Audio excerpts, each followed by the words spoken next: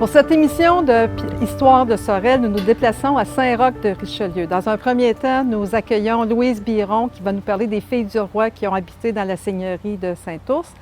Et après, nous allons rencontrer un historien très intéressant, M. Luc Noppen. Puis, on va finir avec notre capsule archivistique sur comment faire une recherche sur Internet avec un mot-clé Saint-Roch de Richelieu. Nous nous trouvons à la Maison de la culture de Saint-Roch de Richelieu et j'en profite pour remercier l'équipe de bénévoles qui nous a accueillis ce matin pour recevoir Louise Biron pour nous parler des filles du roi qui ont habité ou qui se sont mariées dans la grande seigneurie de Saint-Ours. Louise Biron, bonjour. Bonjour. Merci de venir nous parler des filles du roi à Saint-Roch de Richelieu. On est dans la Maison de la culture, comme on l'a mentionné. Et on va parler du contexte dans un premier temps dans lequel les filles du roi sont arrivées en Nouvelle-France. Pour aider à la colonisation, développer ici le Canada, etc., il manquait de filles à marier. On parle de quelle année à peu près? Là, on va parler de 1663 à 1673, le temps de Louis XIV, parce que c'est Louis XIV qui est devenu responsable de la colonie royale du Canada. Et puis, c'est lui qui va il va payer pour le recrutement, payer pour la traversée et payer pour l'installation des filles du roi et aussi leur donner une dot royale pour faciliter les mariages. Et qui étaient ces filles-là?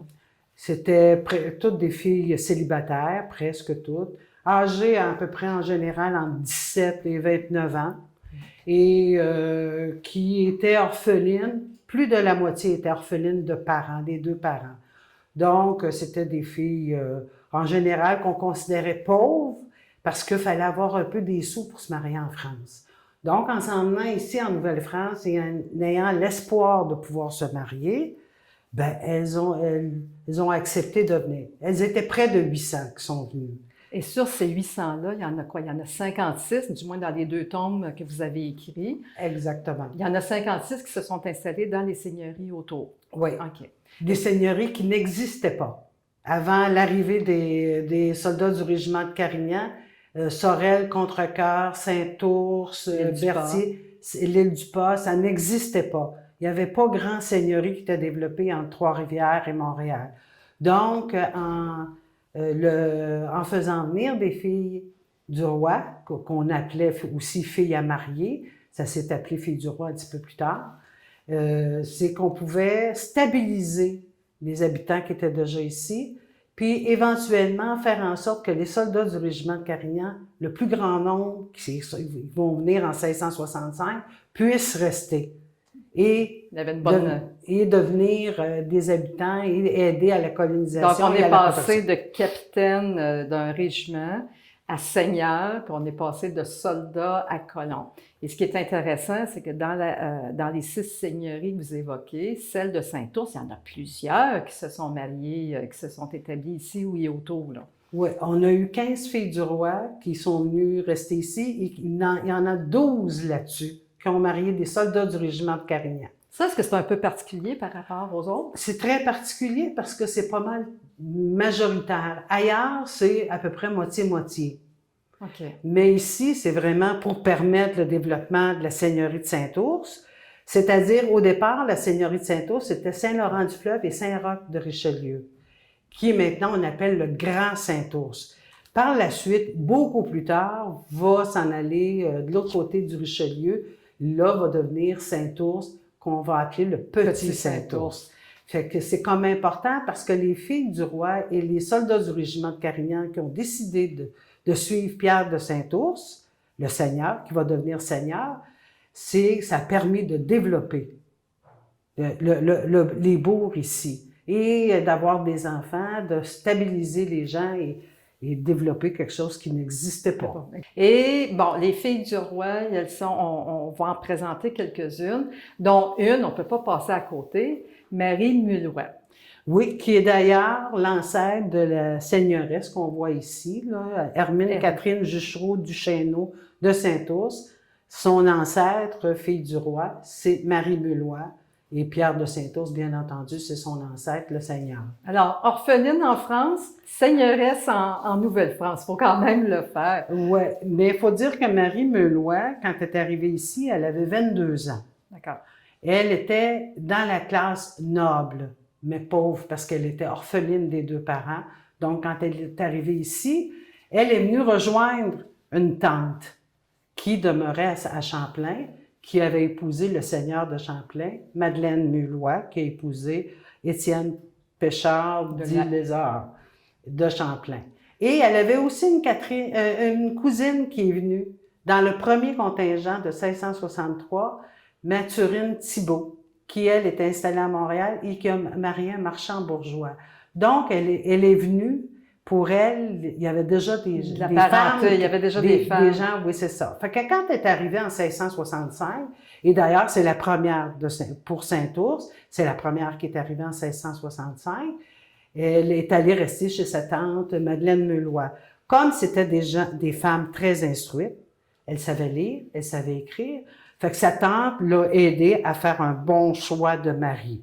Fait qu'elle a attendu à 1668, Pierre de Saint-Ours, qui était capitaine au régiment de Carignan et qui est resté, puis qui a eu une concession de terre. Ils ont eu quelques enfants quand même, hein? Non, il y a eu 11 enfants. Il y en a eu 5 sur les 11 qui ont amené une descendance. D'autres sont morts jeunes, suite à certaines maladies, etc. Elle est décédée à Montréal, je pense. Oui, parce qu'en 1688, la seigneurie de Saint-Ours, les installations étaient près du fleuve Saint-Laurent. Donc, on pourrait dire Saint-Laurent-du-Fleuve. Et il y a eu le début des attaques iroquoises. Après 20 quelques années de paix, suite au départ du régiment de Carignan, ça a recommencé, les attaques iroquoises. Donc, ils ont brûlé Saint-Ours, la seigneurie de Saint-Ours. Donc, les femmes et les enfants ont été envoyés à Montréal parce qu'ici, Saint-Ours appartenait au gouvernement de Montréal. Fait qu'ils sont envoyés là. Et donc, Hôtel avait de la parenté là aussi. Okay. On va continuer. On va présenter Denise Antoine. Denise Antoine, qui a marié... 2 fois, hein? 2 mariages. Oui, qui a marié... je vais vous aider. Oui. Laurent Buis-Lavergne. C'est ça. Elle est arrivée au mois de juillet 1670, puis elle est mariée au mois d'octobre 1670. Fait qu'il a fallu qu'elle fasse ça plus vite que Marie Mulloy, là. Oui, effectivement. Elle a fait ça très rapidement, mais le choix, c'est qu'on voulait faciliter l'installation des soldats du régiment de Carignan. Donc, on leur donnait la priorité. Mais il faut dire que les soldats du régiment de Carignan, eux autres aussi, ont eu une dot royale. Il y avait une concession de terre, il y avait 1 an de vivres que le roi leur donnait, et il leur donnait aussi 100 livres pour les soldats, pour les officiers, ça a été un petit peu plus cher. Donc, c'était comme intéressant. Et quand elles étaient guidées, parce que c'était surtout Mme Anne Gagné qui les recevait à Québec, elle les guidait vers des soldats ou des habitants qui étaient bien installés. Donc, c'est intéressant pour Denise Antoine de pouvoir épouser un premier soldat de la compagnie de Saint-Ours. D'ailleurs, elle habite la seigneurie de Saint-Ours au recensement de 1681. Effectivement. Et elle va devenir veuve à peu près, un petit peu avant 1690. Donc, dans les incursions iroquoises. Donc, ça nous donne un point d'interrogation. Est-ce que M. Laurent Buis-Lavergne aurait été tué dans une attaque iroquoise? On ne sait pas, on n'a pas de certitude. Donc, elle se remarie, toujours à Saint-Ours, avec un autre soldat de la compagnie de Saint-Ours, Mathurin Banlier dit la Perle, et avec lui, ils vont... 8 enfants, je pense. Ils vont avoir 8 enfants, c'est ça, merci. D'ailleurs, elle est décédée pas très jeune. Elle est décédée à 80 ans. Ça m'a étonnée quand j'ai lu ça dans votre livre. D'ailleurs, j'en profite, Louise, peut-être juste faire un clin d'œil à Daniel Mailloux et à Louise. À Louise Pelletier, oui, qui ont beaucoup aidé. Pour le premier livre, ils ont fait des recherches en histoire et en généalogie. Pour le deuxième livre, elles ont aidé à la rédaction, tout ça. Mais elles étaient moins disponibles pour écrire, parce que c'est quelque chose écrire. Mais ils ont aidé à la recherche. Je les remercie. On les salue tous les deux.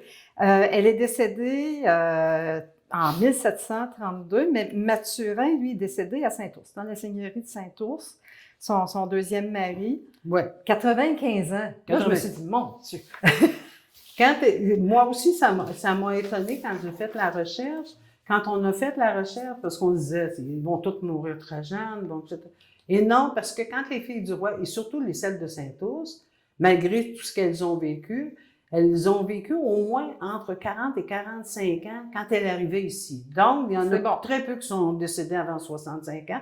Mais à Saint-Ours, ça a été plus loin. 80, 85, c'est pas rare. On va continuer avec un couple parce que le temps file. Marie-Madeleine de Bidequin. Oui.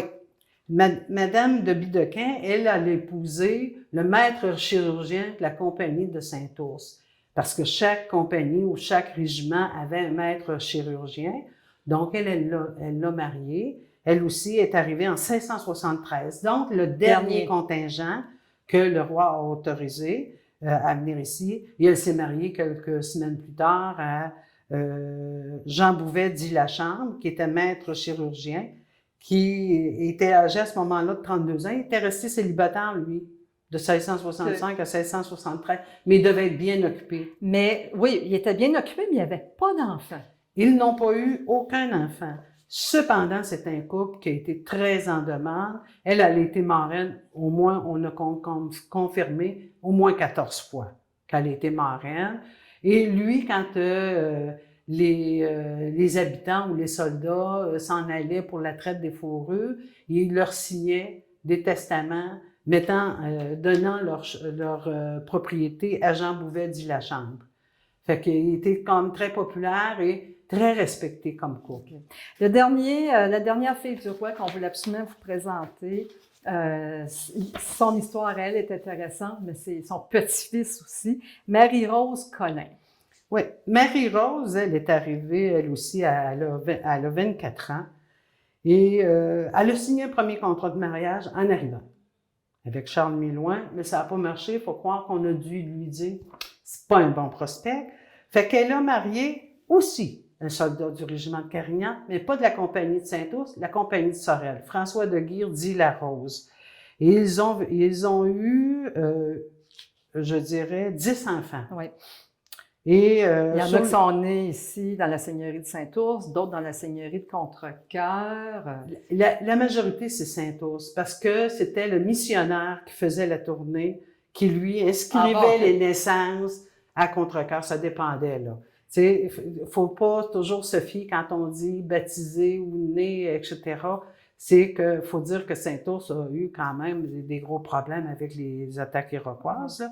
Donc, il y a eu bien des choses qui ont été brûlées. Et son mari, François de Guille, il a été aussi tisserand, il a été habitant et il a travaillé pour Pierre Boucher. C'est ce que je comprenais aussi de... Exactement, exactement. Donc, il était très en demande, François de Guire dit La Rose.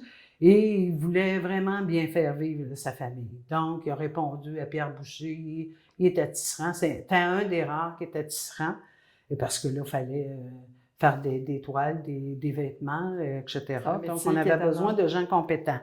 Donc, lui, François de Guire dit La Rose, il est décédé je pense qu'en 1699, à l'âge de 56 ans. Elle est demeurée veuve, Marie-Rose Collin. Mais elle a signé un contrat, 2 ans plus tard, elle a signé un contrat de mariage avec le bedeau. D'accord. Mais ça a été annulé. Fait qu'elle est restée veuve après ça, jusqu'à son décès, et elle est décédée, elle aussi, à 80 ans.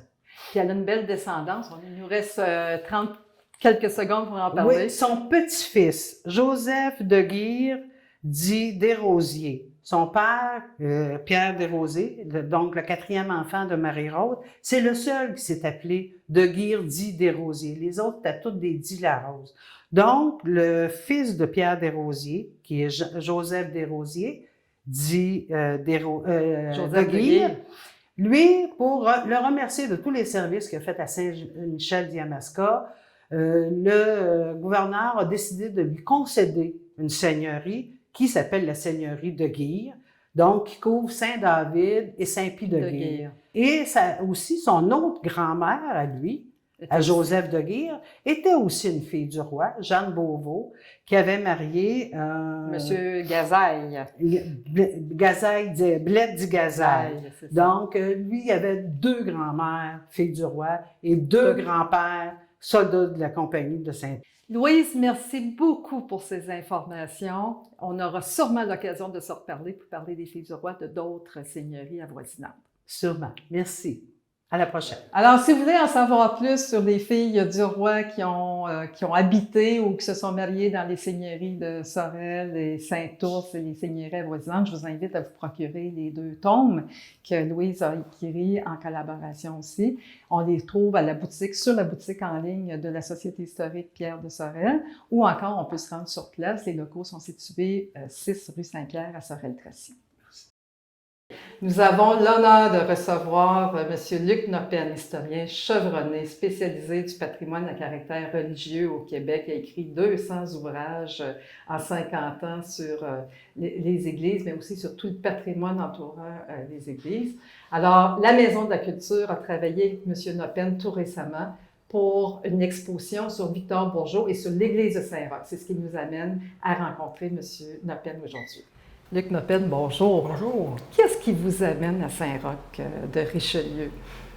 Écoutez, c'est un appel qui est venu d'en haut. J'ai reçu un téléphone du directeur de la Maison de la Culture, enfin de Patrick Ney. Puis il m'a dit, écoutez, on m'a dit que vous pourriez peut-être nous aider, on voudrait faire quelque chose sur notre église avec Victor Bourgeot. Je dis oui, bien, je vais aller vous voir vendredi. Et puis on a fait ça en à peu près un mois. Là. Alors, on se trouve justement dans l'exposition. Vous avez monté une exposition dans un temps record, mais d'une qualité informative absolument inouïe si on s'intéresse au patrimoine bâti, au patrimoine religieux de notre région. Qu'est-ce que cette exposition-là, si vous pouvez nous la résumer, qu'est-ce qu'elle nous dit, qu'est-ce qu'elle nous raconte? Bien, écoutez, moi, chaque fois que j'interviens dans une église, dans une paroisse, une municipalité qui veut s'occuper de son église, c'est pour essayer de mettre en valeur l'église et de donner aux gens des pistes d'interprétation, de connaissances qui leur permettent de mieux apprécier l'église, mais ensuite aussi de former des groupes et de faire pression pour la conserver, la mettre en valeur, et ainsi de suite. Et dans ce cas-ci, bien évidemment, c'est dans l'air du temps Victor Bourgeot. Ça fait des années que je travaille sur Victor Bourgeot, sur plusieurs églises, etc. Puis j'ai dit, alors je peux prendre un peu ce que je sais sur Victor Bourgeot et sur son type de pratique architecturale, puis l'illustrer autour du cas de Saint-Roch en insistant sur les spécificités du lieu ici et de l'église. Et qu'est-ce que vous avez découvert? Parce que vous avez découvert que c'est un monument, vous le dites vous-même, d'une qualité un peu exceptionnelle. Bien, c'est une église qui est assez remarquable et en fait, c'est parce que la conception de l'église, elle passe par... Il y a 3 personnes qui ont participé. Donc, on oublie Victor Bourgeot qui est assis dans son bureau, qui dessine des plans, puis c'est pas ça. Il ne dessine pas, il ne sait pas lire, il ne sait pas écrire, mais il y a des gens... L'architecte ne sait pas lire ni écrire. C'est ça, mais il est architecte dans le sens où il prodigue des conseils d'architecture, puis il utilise des plans que d'autres ont fait, qu'il a sélectionnés ou sur lesquels il fait faire des aménagements.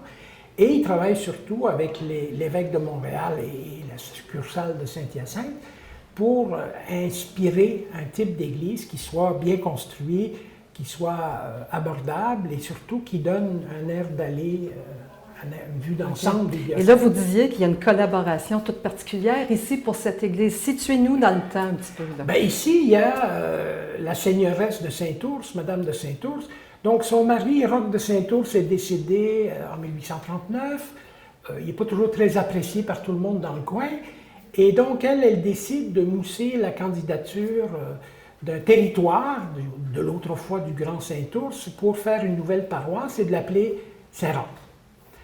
Et donc, Saint-Roch, normalement, c'est le patron des pauvres et des miséreux, mais ici, c'est en hommage du Seigneur. Du Seigneur Roch de Saint-Ours. Bon. Okay. Et ensuite, elle se place comme mécène, mais c'est une personne qui a une grande culture, donc qui connaît des choses en art et en architecture, et donc elle va littéralement commander un type d'église à Victor Bourgeot. Et c'est ce qui nous amène ici, c'est que l'église est un peu différente de ce qu'on peut retrouver. C'est ça, c'est une église un peu différente, qui d'ailleurs va inspirer Bourgeot, puis ensuite il va reprendre le modèle de Saint-Roch, il va en faire d'autres, comme celle-là. Mais donc c'est un nouveau type d'église qu'on fait. Alors, et il y a l'équipe de Bourgeot autour de lui, on a des correspondances entre Madame de Saint-Ours et sa fille, Hermine. Et c'est ce que vous avez trouvé dans les archives? C'est ce qu'on a trouvé dans les archives. Alors moi qui travaille sur Victor Bourgeot, puis comme je vous dis, il n'écrit pas, c'est pas lire, c'est pas écrire, puis il dessine pas, c'est très rare. Et là, j'ai beaucoup de textes de gens autour de lui qui me disent, on est allé le voir, on l'a consulté, on l'a vu hier, on est allé choisir les serrures de l'église, etc. Et des petites notes, toujours signées malhabilement par Bourgeot, mais en fait, c'est souvent la signature de son épouse qui faisait un peu le travail de cléricature au bureau. Là. Alors, donc, il y a Madame de Saint-Ours, Victor Bourgeot, et il y a le curé Hardy, le premier curé, Nazaire Hardy, qui n'est pas le dernier venu, qui lui a une idée très précise de ce qu'il veut. Alors, il arrête la construction de l'église en disant le clocher que M. Bourgeot nous a proposé à la suite des volontés de Madame de Saint-Ours, non, c'est pas ça qu'on veut. Et il en conçoit un autre. Et donc, ça, c'est l'objet litigieux qui est disparu là, en mars. Alors, pour un historien comme vous, j'imagine, ça c'est, excusez l'expression, du bonbon. Bien, je veux dire, les documents que j'ai trouvés ici me permettent de mieux comprendre et de parler de la carrière de Bourgeot et de la façon dont il procédait, et surtout des gens qui travaillaient avec lui, les jeunes architectes qui travaillaient dans sa mouvance, et ainsi de suite. Mais l'Église elle-même, est-ce qu'elle est intéressante à conserver? Parce que c'est dans l'air du temps, nos églises sont désaffectées. Vous en parlez régulièrement, parce que je me souviens même pas de l'avoir mentionné, mais vous avez été associé, vous l'êtes encore, vous êtes partenaire de la chaire de recherche en patrimoine urbain du Québec, et c'est extraordinaire de voir toute la documentation ici qui a été accessible au public pour parler du travail. C'est une église exceptionnelle, notamment. Elle est très ancrée dans le milieu aussi parce qu'elle est faite en briques. Alors, dans la vallée du Richelieu, il y a eu plusieurs briqueteries, dont Sorel, puis on a commencé l'église en briques, la Christchurch de Sorel, puis ensuite il y a eu l'église en briques à Sainte-Victoire. Oui. Et puis donc, à partir de là, je veux dire, il y a des hommes de métier, des entrepreneurs comme Paul Lefebvre à l'île du Pas qui construit une église en briques avec les dessins fournis par l'équipe de Bourgeot. Donc, c'est vraiment un bâtiment qui appartient à la région, notamment parce qu'il est fait en briques de Saint-Ours. S'il avait été construit 15 ans plus tard, il aurait été fait en briques de Saint-Roch, parce qu'il y a eu des briqueteries ici. Alors donc, ça, c'est important. Ensuite, la mise en œuvre d'une église comme ça, la structure d'un bâtiment en briques, c'est tout à fait différent d'une église en pierre. Je veux dire, là, on voit les murs de briques, on dit que c'est un mur de briques, mais regardons dans l'épaisseur du mur comment c'est fait. Puis Bourgeot suggérait un mur de 24 pouces. Localement, les syndics ont dit on va faire un peu d'économie, on va faire un mur de 20 pouces. Mais faire une tour de 80 pieds de haut avec un mur, parce que vous savez, la maçonnerie, ça part plus large, puis ça réduit. La brique, ça part à 2 pieds en bas, ça va à 2 pieds en haut. Il n'y a pas de fluide dans ces murs-là. La tour elle-même, de quel style? On peut-tu parler d'un style gothique, d'un style néo-roman? Parce que vous l'évoquez un peu dans les panneaux d'interprétation. C'est une église que Madame de Saint-Ours, je pense, sa commande à Bourgeot, elle voulait une église avec une tour, une église néo-gothique, ce qui était très à la mode à Montréal. S'élever le plus possible vers Dieu. Et chez Bourgeot, dans l'atelier, il y avait la commande de l'évêque qui dit « j'aime pas le néo-gothique ». Donc, Bourgeot a pris ce modèle néo-gothique et l'a ramené un peu vers la tradition architecturale en faisant des arches rondes et des fenêtres cintrées et non pas pointues. Donc, tout le bâtiment a basculé vers la tradition. Mais ça reste une figure gothique et très élancée avec un clocher et surtout des contreforts et des pinacles qui sont des choses généralement absentes, là. Donc, c'est un bâtiment qui est vernacularisé, qui est adapté vers la tradition. Okay. Ça, c'est tout à fait intéressant. Puis ensuite, à l'intérieur... Bien, c'est ça, on y arrive à l'intérieur. La particularité ou qu'est-ce qui est intéressant d'un point de vue de conservation, un historien? Qu'est-ce qu'on devrait conserver? Les architectes, parce que là, c'est l'atelier de Bourgeot et Leprohon, qui est un de ses adjoints qui est devenu son assistant, ont fourni un plan de l'intérieur, comme Bourgeot va proposer dans plusieurs endroits. Le modèle, c'est Saint-Pierre-de-Rome, la basilique cathédrale de Montréal et l'église de la Prairie. Et donc là, on voit comment on a simplifié le grand modèle d'architecture néo-baroque, puis qu'on arrive ici à l'intérieur de Saint-Roch. Avec là, encore les recommandations de Bourgeot qui dit au curé, écoutez, là, les pas en soumission. Okay. Mais moi, je connais des bons entrepreneurs. Puis donc, il y a vraiment une organisation des chantiers là, qui est tout à fait intéressante. En terminant, comment est-ce qu'on amorce un travail de réflexion ou un travail collectif pour préserver un monument comme celui-ci? Je disais quoi conserver, comment conserver, Qui va conserver? Ce sont encore des questions d'actualité. Comment est-ce qu'on amorce? Parce que votre conférence, le 12 septembre 2021, porte aussi sur de donner des conseils aux gens. Là, oui. Moi, ce que je fais, c'est un pep talk pour essayer de motiver les gens, de dire, écoutez, regardez ce que vous avez entre les mains, c'est précieux, c'est intéressant. Et on vit à une époque où le patrimoine ne se fait plus par les spécialistes ou par le ministère à Québec, où le patrimoine se fait par la base. Donc, on est bottom-up. Et donc, il faut que les gens de Saint-Roch prennent conscience de l'intérêt, de l'importance, de la valeur comparative du bâtiment pour ensuite dire, on va la garder. Alors après, on dit, mais qu'est-ce qu'on fait avec? Et là, on regarde les besoins du milieu. Puis on a une école qui manque d'espace ici. Alors moi, je viens leur dire, écoutez, il y a des architectes, j'ai des amis architectes qui ont aussi résolu le problème de manque d'espace dans l'école en faisant une passerelle vers l'église. On a de très belles choses qui ont été faites. Vous avez une expertise extraordinaire que vous mettez à la contribution des gens de Saint-Roch-de-Richelieu. Et on a déjà plus de 200 églises, presque 300 maintenant, qui ont été acquises par des municipalités. Donc la solution pour une église, c'est un avenir municipal. Parce que les municipalités ont besoin de locaux, ont besoin d'espace, etc. Il faut qu'ils finissent par considérer de récupérer l'église dans ça plutôt que de toujours construire quelque chose de neuf et de différent. Surtout qu'à Saint-Roch, on a le parc, l'église est dans un jardin. Et ça, c'est le parc qu'avait voulu Nazaire Hardy, le premier curé. Il a acheté tous les petits terrains autour pour pas que les gens se construisent des maisons trop proches de l'église. Et puis donc, il a créé cet espace vert là, qui est maintenant tout à fait définitoire du Saint-Roch ancien. Merci infiniment de votre présence et de votre participation aux travaux du comité avec la Maison de la Culture. Merci. C'est mon plaisir. On le sait, de plus en plus de gens font des recherches sur Internet, soit de nature historique ou généalogique. Pour cette capsule archivistique, pour l'émission portant sur Saint-Roch de Richelieu, je voulais vous proposer une recherche que vous pouvez faire à partir de chez vous sur le site Internet du Réseau de diffusion des archives du Québec. Alors, ce qu'on doit faire dans un premier temps, c'est d'aller chercher le site sur Internet.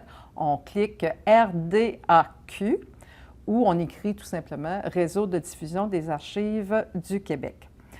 Ce site-là, il a l'avantage de regrouper la liste assez détaillée des fonds de tous les services d'archives privés agréés au Québec. Il y en a 41, dont celui de la Société historique Pierre de Sorel, qui est un des plus gros aussi, soit dit en passant.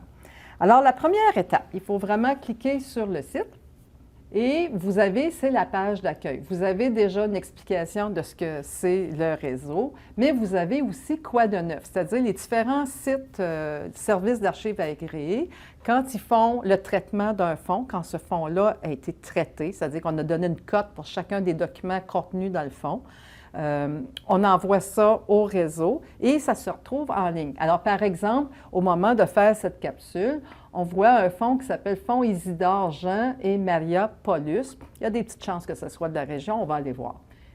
Et quand on va voir, effectivement, le nom du centre d'archives, c'est Société historique Pierre de Sorel. Le numéro du fonds, c'est le P353. Et le genre de document, c'est 1 mètre de document textuel. Si on revient, alors, si on veut faire une recherche, on va taper sur « Recherche sur les archives ». Alors là, vous avez déjà un petit peu plus d'informations. Qu'est-ce qu'on cherche? Disons qu'on cherche sur Saint-Roch. Est-ce qu'on dit Saint-Roch de Richelieu ou Saint-Roch sur Richelieu? Bien, en fait, on devrait écrire Saint-Roch de Richelieu parce que c'est la forme correcte du nom du toponyme, mais on peut aussi écrire Saint-Roch sur Richelieu. Je vous invite à faire les deux parce que ça peut être inscrit de différentes façons. Ce n'est pas nécessairement les mêmes fonds, mais il faut les écrire. On se donne toutes les chances sur notre bord. Donc, Saint-Roch de Richelieu. Et on recherche. Alors, qu'est-ce qu'on a? Bien, déjà, on a une indication que Saint-Roch de Richelieu existe. C'est déjà pas pire. Ah, il y a encore des fonds. Alors là, il y a un fonds d'archives. Vous avez le nom. Il faut aussi prendre le temps de regarder comment ça fonctionne. Vous avez le nom de l'organisme qui conserve les archives. Vous avez la région administrative. Dans ce cas ici, c'est les Archives nationales du Québec à Montréal, donc c'est à Montréal.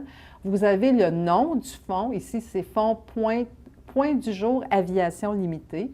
Vous avez le numéro de dossier. Vous avez aussi le nom très exact du fichier. Et vous avez aussi qu'est-ce que ce fonds-là contient ou ce dossier-là contient. Dans ce cas-ci, c'est 250 photographies de 1980 de Sorel-Tracy et de Saint-Roch. Alors, on va faire Saint-Roch sur Richelieu, voir si on arrive au même résultat. Alors, faisons Saint-Roch sur Richelieu.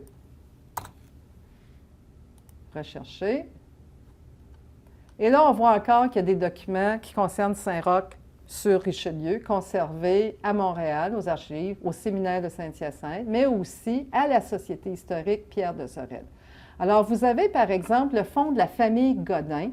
Vous avez un document, donc c'est le D4, c'est un dessin d'ingénierie et technique qui date d'à peu près 1970. Et là, si vous allez sur le site, c'est-à-dire que si vous cliquez sur le fonds de la famille Godin, ça vous donne la description du fonds, vraiment détaillée, et ça vous donne aussi l'arborescence du fonds. Alors, le fonds de la famille Godin, c'est un fonds qui est conservé ici à la Société historique, mais qui contient plein d'autres documents qui ne sont pas nécessairement en lien avec Saint-Roch de Richelieu ou sur Richelieu. Et là, on va arriver avec de la généalogie qui concerne la paroisse Saint-Pierre, Saint-Maxime, Saint-Joseph. On a des documents sur la famille de Saint-Ours. Et vous savez, fait que ça vous permet de savoir qu'est-ce qu'un fonds contient. Alors, si vous voulez faire une recherche, vous voulez consulter le document ou les documents que vous avez vus passer sur Internet, vous prenez rendez-vous avec l'archiviste du service d'archives agréé de la Société historique Pierre de Sorel et qui va préparer le document, qui va vous le montrer. Alors, j'ai demandé à voir le plan d'ingénierie qui est dans le fonds de la famille Godin. Alors, c'est ce que je vais vous montrer à l'instant. Alors, après avoir pris rendez-vous avec l'archiviste du service d'archives privé agréé de la Société historique Pierre de Sorel, vous demandez à voir tel document. Dans mon cas, c'était un plan d'ingénierie de la municipalité de Saint-Roch de Richelieu. Elle m'est arrivée avec le fichier au complet, si on veut, ces différents plans. Le plan de Saint-Roch, c'est celui-ci. Vous avez remarqué, j'ai toujours mes gants blancs pour consulter. Et là, j'ai accès au document. Alors, ce document-là, c'est un plan. Alors, bon, qui date de 1939, quand même.